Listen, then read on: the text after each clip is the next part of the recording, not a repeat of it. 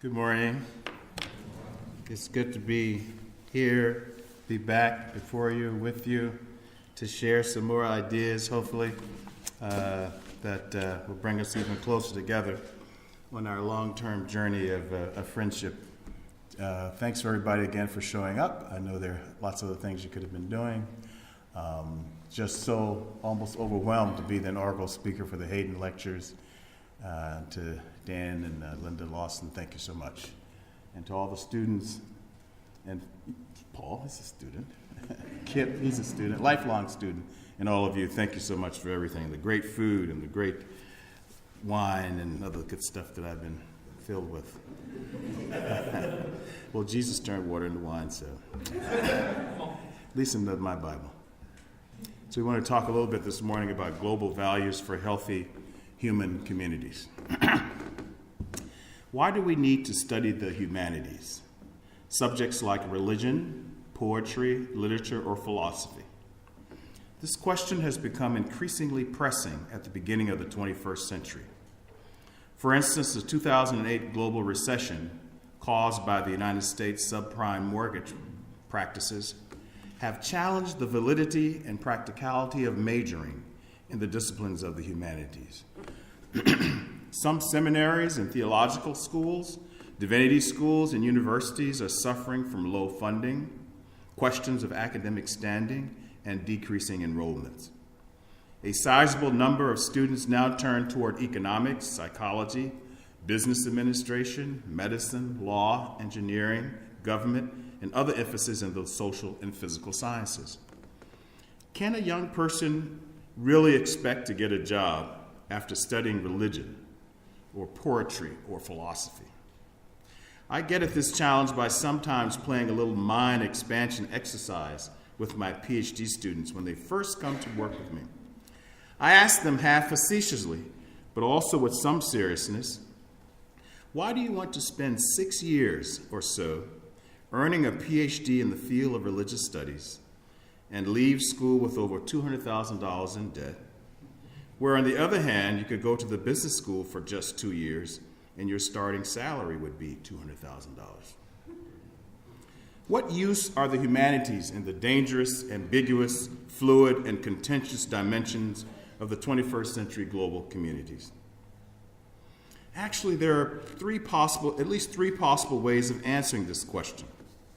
One, we could look at humanities as the listening, seeing, reading approach.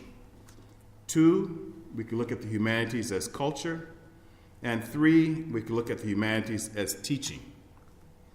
But in this presentation, I choose to look at the humanities by creating values for healthy human communities. My assumption is that, among other things, the humanities create values in order to build healthy communities. It helps to answer the question, what types of values and what type of communities do human beings want? No civilization can survive long without some conscious reflection on these two questions.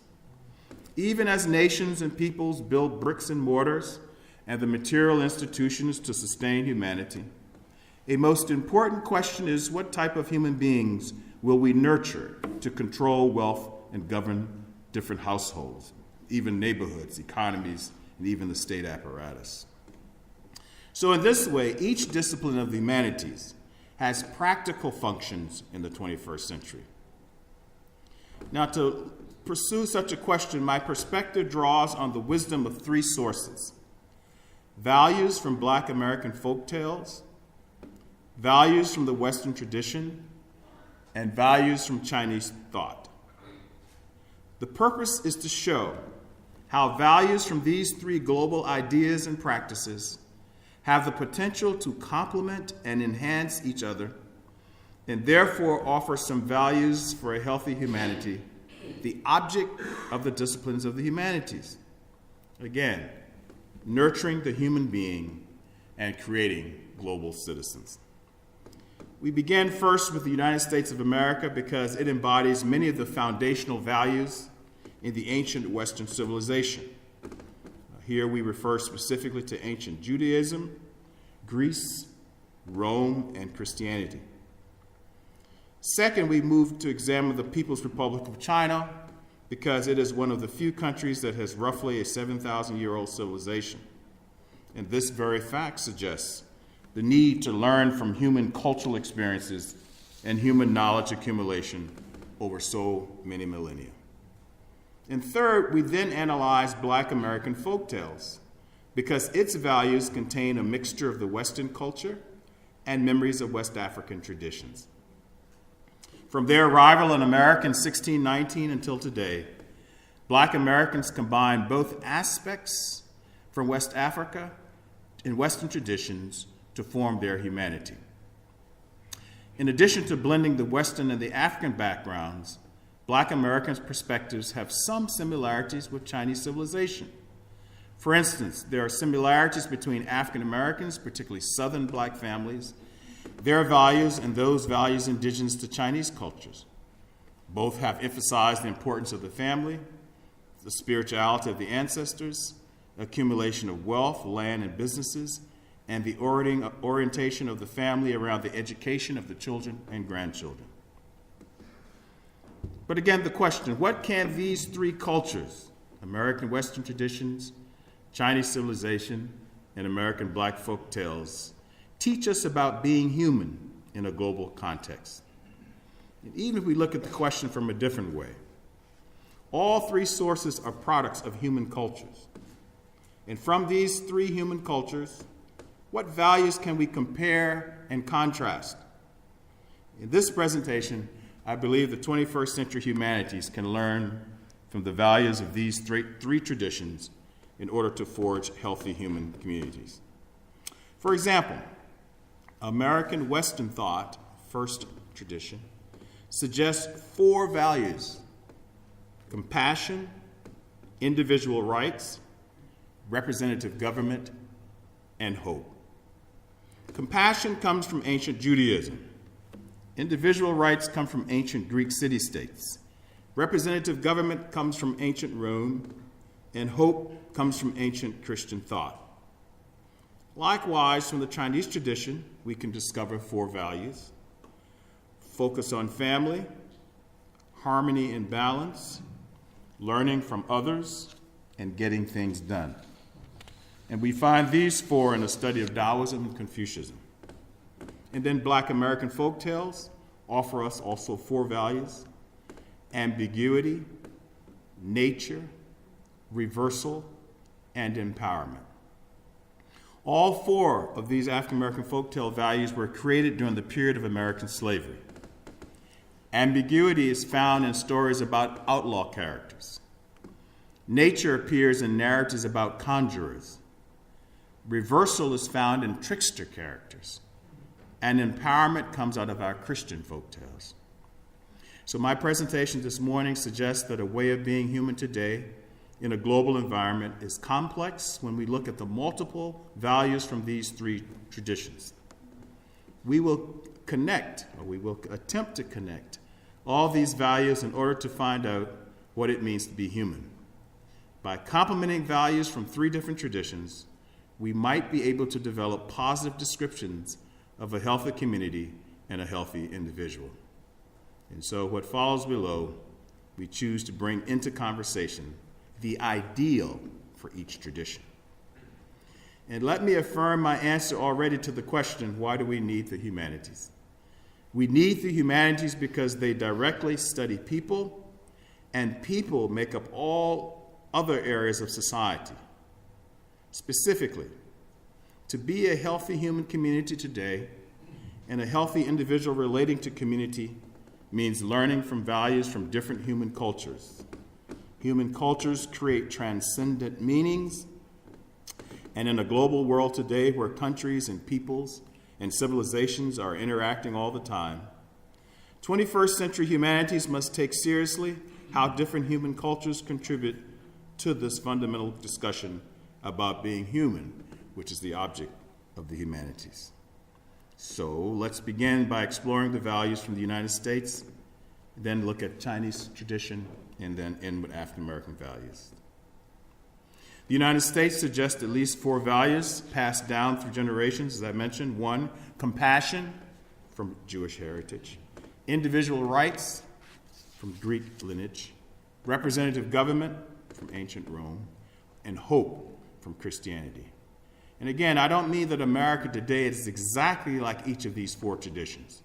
What I'm suggesting is that these are some of the basic values that mixed into American culture. For example, let's look at compassion. The value of compassion is found in ancient Judaism and the Hebrew Bible. The ancient Hebrew people had the following belief: because their God Yahweh had shown compassion to them, they must show compassion to other people. The ancient Hebrew God Yahweh revealed his decisive compassion to people who were physically oppressed and emotionally hurt during the story of the Exodus. As we know, around 1710 BCE, the Hebrews were slaves in Egypt, and because of extreme exploitation, they called out to Yahweh, who heard their pain and their suffering. And in the history of this tradition, Yahweh led them in an exodus from slavery, as we know, particularly in Exodus chapter 6, verses 7 through 9. This particular and essential passage shows a culture of belief in a profound compassion as part of what it means to be human. So in this sense, Yahweh gives his ancient Jewish followers an example of how they should act on earth. Whenever they hear pain, suffering, and crime, they too are to respond like Yahweh by getting people out of these negative situations. The Hebrew people needed to provide a better future life for those who suffer, and also they have to help the vulnerable to achieve their own free space. For not only did Yahweh liberate the oppressed Hebrews from slavery, Yahweh also promised them a free land full of all the resources they would need to prosper. And so, compassion from ancient Hebrew. Individual rights. After compassion, the second American value is individual rights, and it comes from the ancient Greek civilization, roughly 508 BCE. It is generally accepted that Athens, a major state in Greece, developed the first Western democracy. Although it was limited to free adult males, Athenian citizenship granted full and active participation in every decision of the state without regard to wealth or class. And democracy stands for each citizen having individual rights to decide his or her own individual destiny. Perhaps of all the four transgenerational values in American society, values of compassion, values of individual rights, representative government, and hope, the rights and freedom of the individual is probably the most sacred value and in essence defines what it means to be an American. Representative government. After compassion and individual rights, the third value in America is what we call representative government. Representative government means that there should be three forms of political power, and none of the three has absolute rule over the other. For instance, as we all know, in the founding fathers who established the United States in 1787, Congress was created to make the laws, the office of the president to carry out the laws, and the Supreme Court to decide good and bad laws. However, this third American value of representative government actually can be traced back to ancient Rome. Roman government, too, had an executive branch, a legislative branch, and a judicial branch. If one were to pinpoint a single paramount principle controlling the governance of the ancient Roman Republic, it is this: Roman government was one of shared power and thus a limited government. Fourth, hope. The fourth and final value in the U.S. is hope. This strong belief in American culture asserts that no matter what the situation, there is always a way out. No matter how dark today is, there will be one day a better tomorrow. Now, before we look at this relationship of the value of Christian hope in American culture, we first have to comment on the role of religion in American law. By law, the United States is a secular country governed by the separation of church and state. But in practice, the culture, in my opinion, of the United States is greatly impacted by the Christian story. We can see how this value of hope in new beginnings can be tied to the heritage of the Christian culture. Christianity tells the story of its origins with the birth of Jesus, who was an ancient Jew. And so his religion and culture were both Jewish. Part of the Jewish tradition during that time was the hope that a Messiah would come to free the Jewish people from earthly oppression and return them to their homeland. Jesus comes out of this legacy, but he begins a new tradition. He states that he himself is God and that he will do at least two things for all that there is. First, he will liberate and save people from all earthly evils and oppressions. And second, he will help people have a better life after they die. These two basic messages of Christianity and Jesus provide the basis of hope in part of the Western tradition and in the United States. In my own experience of global comparative religions, one of the greatest contributions to that discussion is this hope of Christianity. So we looked at the four values in Western American tradition, and now we move to values of Chinese traditions. Compassion, individual rights, representative government, and hope in the U.S. values. Now, the Chinese bring to bear focus on family, harmony and balance, learning from others, and getting things done. Part of the Chinese focus on family perspective comes from the Confucian tradition. In the Analects, Confucius states the following: "It is rare for a man whose character is such that he is good as a son and obedient as a man, to have the inclination to transgress against his superiors. It is unheard of for one who has no such inclination to be inclined to start a rebellion." And here we observe the relationship between maintaining family and focus and how that has implications for the stability of the entire country. In some parts of China's tradition, therefore, the family is not simply a private affair like it is in most of our situations in the West. In many situations, the well-being of the family tells us about the well-being of the entire nation. Even in warfare, China has a tradition of family and focus. For instance, Sun Bin wrote the following in The Art of War. He says, "What is training in behavior in the home country? This refers to cultivating the qualities of filial piety, love and respect for one's elder brothers, love and respect for one's spouse. If a soldier does not possess any one of these qualities, he must not be allowed to mount the chariot, even if he is a good teacher." Close quote. Here, the main qualifications of a soldier are not his supreme skills. Rather, he must honor his parents and grandparents and have respect for his wife. Adapting to the family and carrying the responsibilities of the family are deeply ingrained in certain parts of Chinese culture. An individual's value is based on his or her relationship to the family, and thus one pays attention to the family and to the group. David W. Wong, in his book, Decoding the Dragon's Mindset, Inside China's Destiny and Its Hint to the World, he says the following: "The meaning of family value in China's traditional society could not be overemphasized, and people strongly believe harmony at home is the foundation of a nation as well as an individual's growth. The Chinese people have the unique family value system," he writes, "that would put family above their individual and personal needs. Actually, in the Chinese language, family is called jia ting, and country is called guo, jia, and you can see they share the same word, jia, which means home. In the Confucian thoughts, family, value, familiar relationships, ancestor worship, and filial piety are the primary basis of human beings in society. And these concepts are seen as virtues and roots to be cultivated and grown during an individual's early education." And then he closes the quote by saying, "This is to say, without such education and cultivation, a person loses his or her basis to live and work in society." Close quote. I was invited and hosted for the 2008 Olympics in Beijing, and it was just an amazing affair. But one of the things that struck me is that probably at least half of all the songs during that whole week, that content equated the China government and country with family and mother. And I have to be careful with this.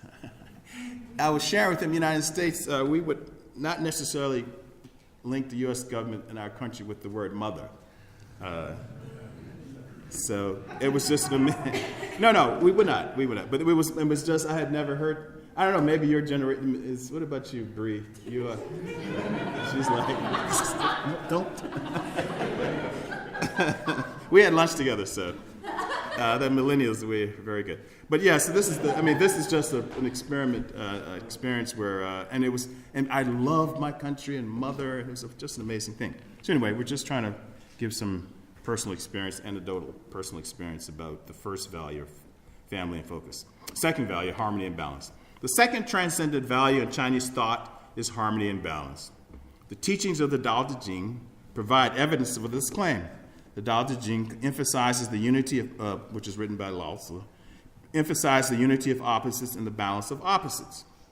In chapter 2, we find the following observation, quote, difficult and easy complete each other, long and short contrast with each other, high and low are distinguished from each other, sound and voice harmonize with each other, front and back follow each other, close quote.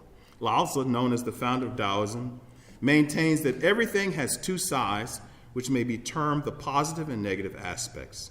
Both of them should be taken into account.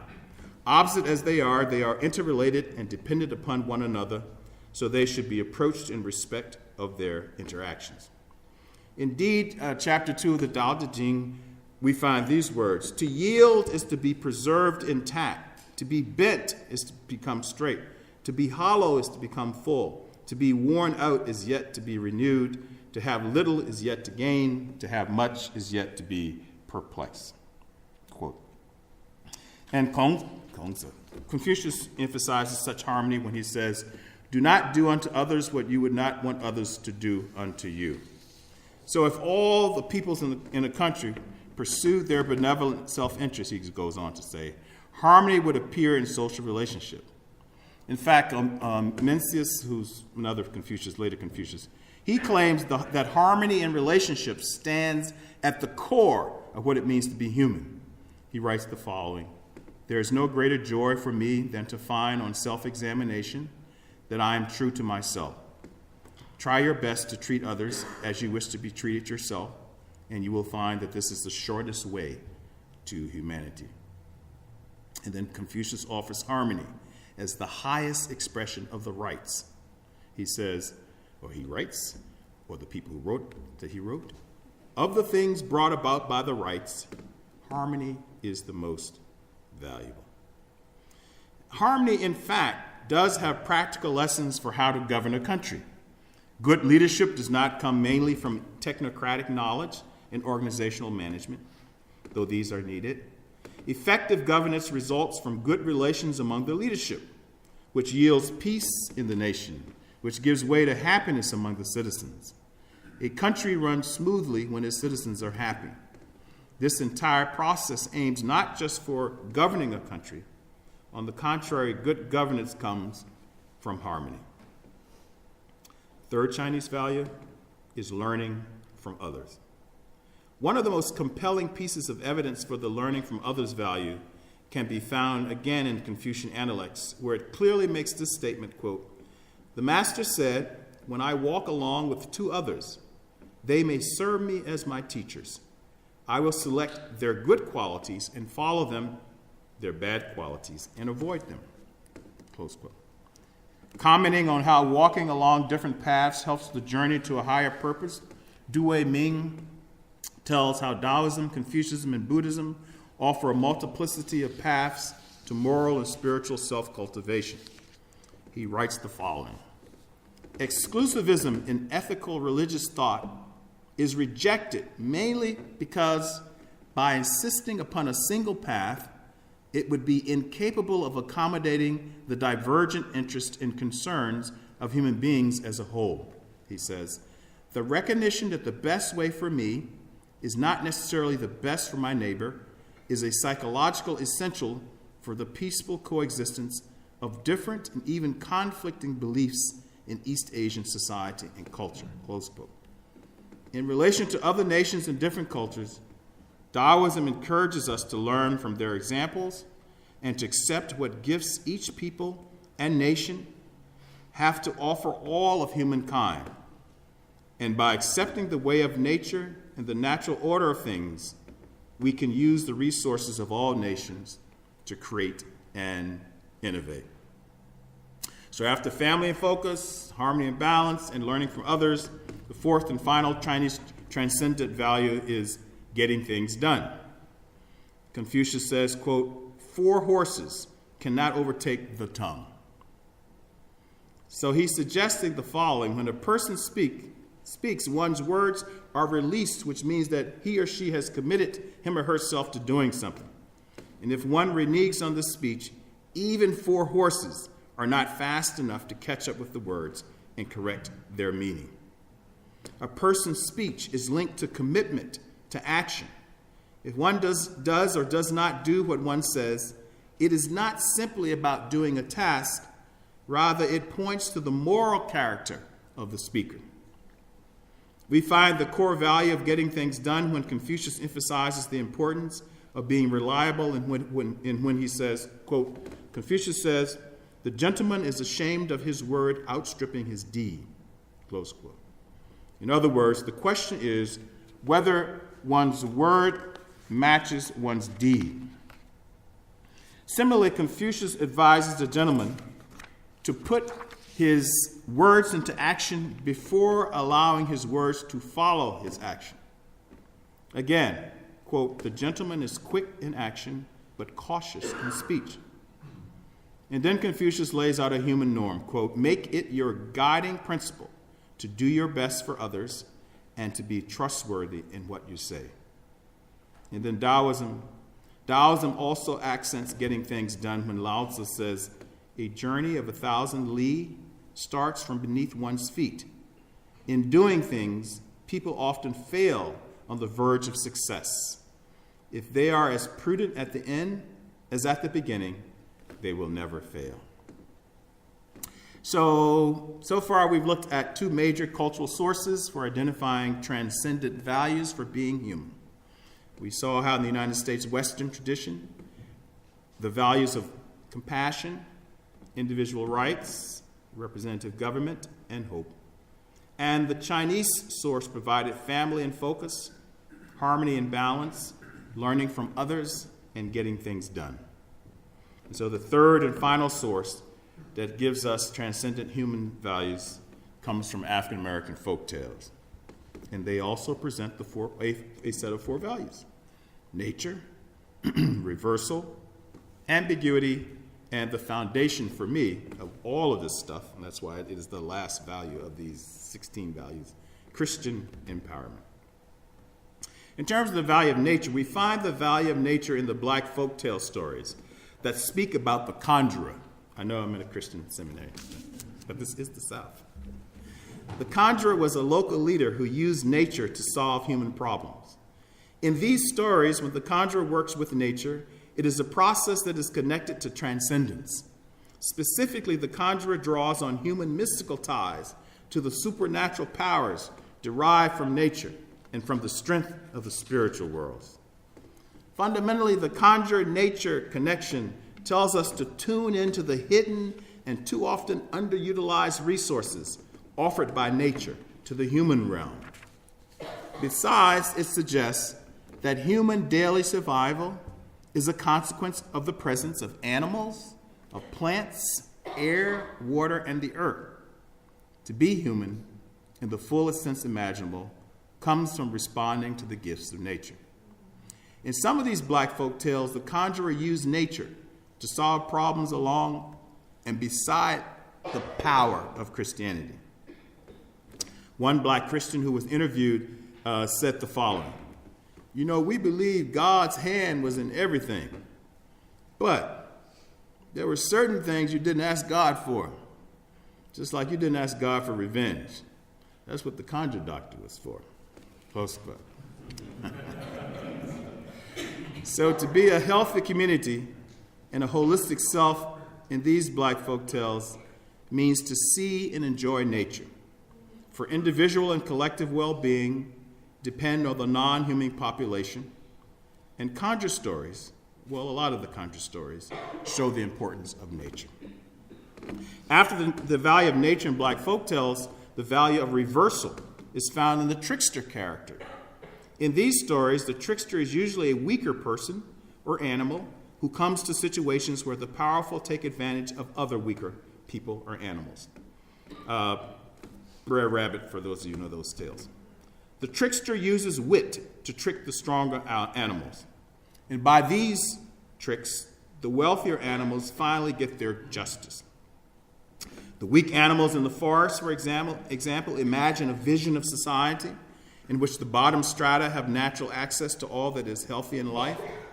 They believe that poor animals at the bottom should be at the top. And such reimagining of reversal enables one to risk a new present in order to have a better tomorrow.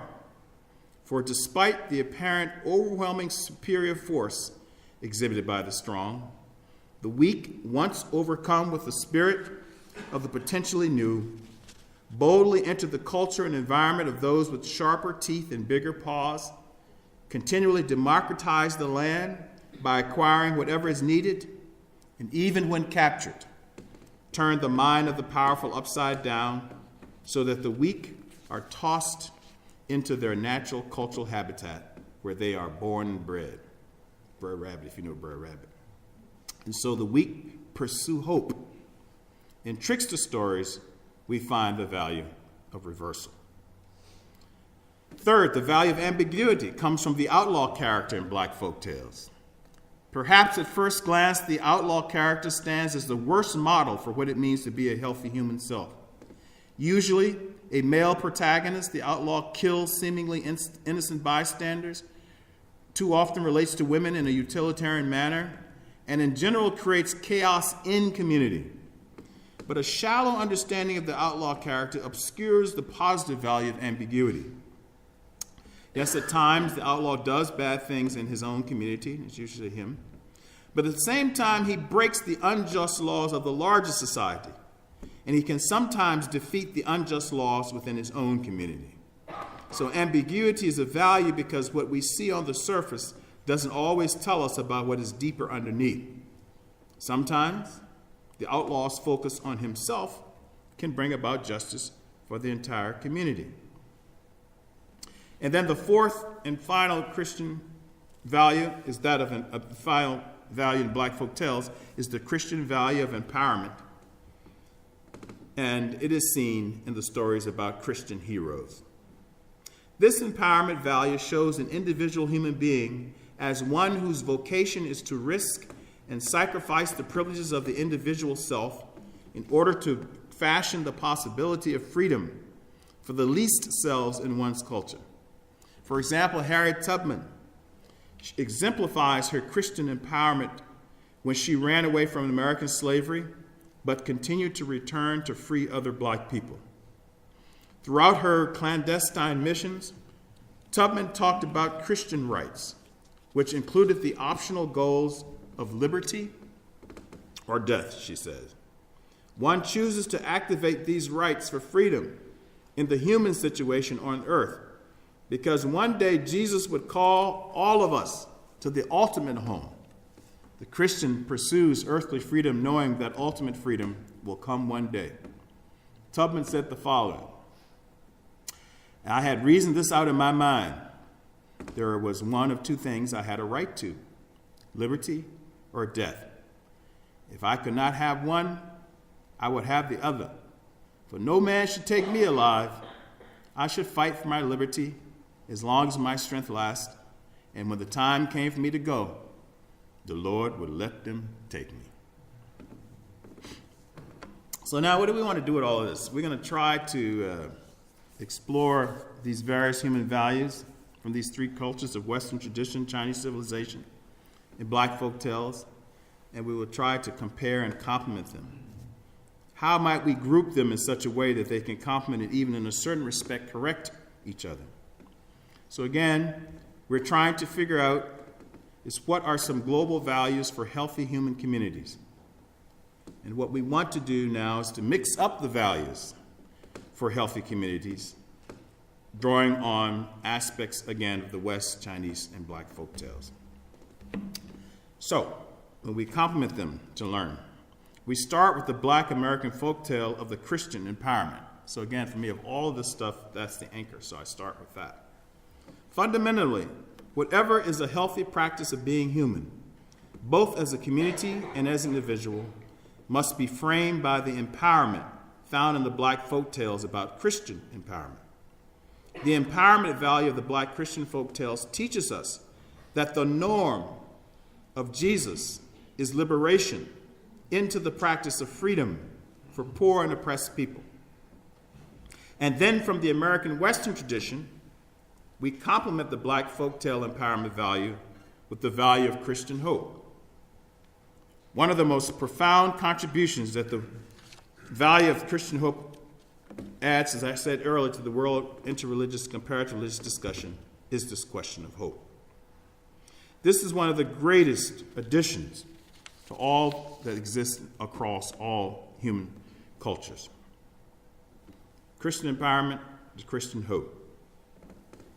At the same time, the Chinese civilization value of getting things done urges the value of hope to take seriously the need for practice. Empowerment of the poor and the oppressed, from the Black folk tales, cannot be achieved only by hope, from the early Christian movement. We must get things done, from the Chinese values. Here, getting things done moves us beyond just a shallow type of pragmatism. Rather, this value calls on the human community to practice a moral obligation. So, Christian empowerment, Christian hope, and getting things done. Next, we combine together the ambiguity from Black folk tales, individual rights from Western tradition, and focus on family from the Chinese tradition. Ambiguity in the Black folk tales indicates the complexity of being human. Sometimes in the Black folk tales, the outlaw is one who risks all against unjust systems and wicked authority figures. And in this way, the outlaw speaks for the oppressed and poor communities. In other Black American stories, the outlaw damages the well-being and institutions of poor and oppressed communities. And so to complement ambiguity, we bring in the Western tradition of individual rights.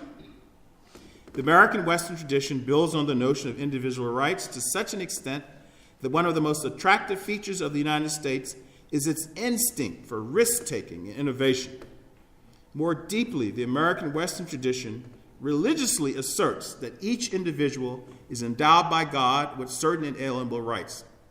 That is to say, individual rights mean a human being has worth because that person is a human being. Individual rights from ancient Greek heritage then complements the ambiguous nature of the outlaw in Black folk tales. And then we bring in Chinese civilization, specifically its value of focus on family.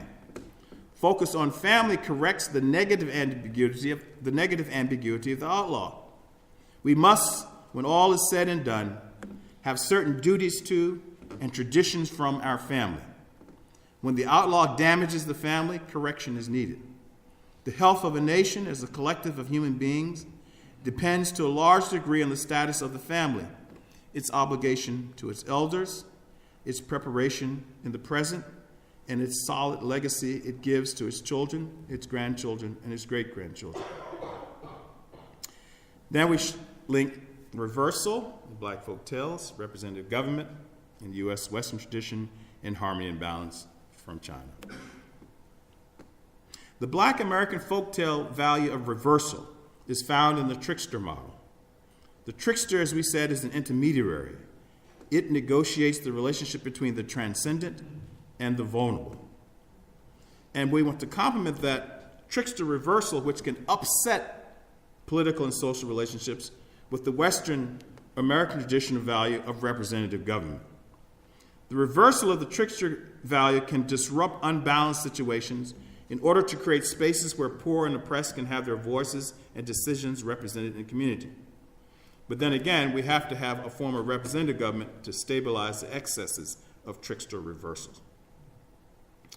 Also, because the trickster does reversal and realigns power and voice, the Chinese civilization value of harmony and balance can inform the trickster reversal that at the end of the day, the energy internal to an individual and the energy among groups of human beings must attain a certain harmony and balance. Harmony and balance is not a static value. On the contrary, it is an active process which requires both the disruptive dimension of the trickster's reversal and the assertive representative government of the poor and the oppressed and all citizens. Reversal can be innovative and unsettling. Therefore, representative government is needed to stabilize such structures run by people, and harmony and balance helps one to not indulge in extremes as we engage in reversal and representative government. And finally, the combination of nature from Black folktales, learning from others from Chinese culture, and compassion in Western tradition work together dynamically. Specifically, we mean in the Black American folktales, we appreciate the power of nature from the conjurer model. The conjurer character draws on human mystical ties to the supernatural powers, coming both from nature and from the spiritual worlds. And many people in Black folktales see a collaboration between Christianity and nature. Therefore, the conjurer nature value helps us appreciate the Chinese value of learning from others who are different from us. Humanities in the 21st century can gain spiritual and practical wisdom from the Black folktale stories of nature conjurers, even though conjurer nature is different from Christianity.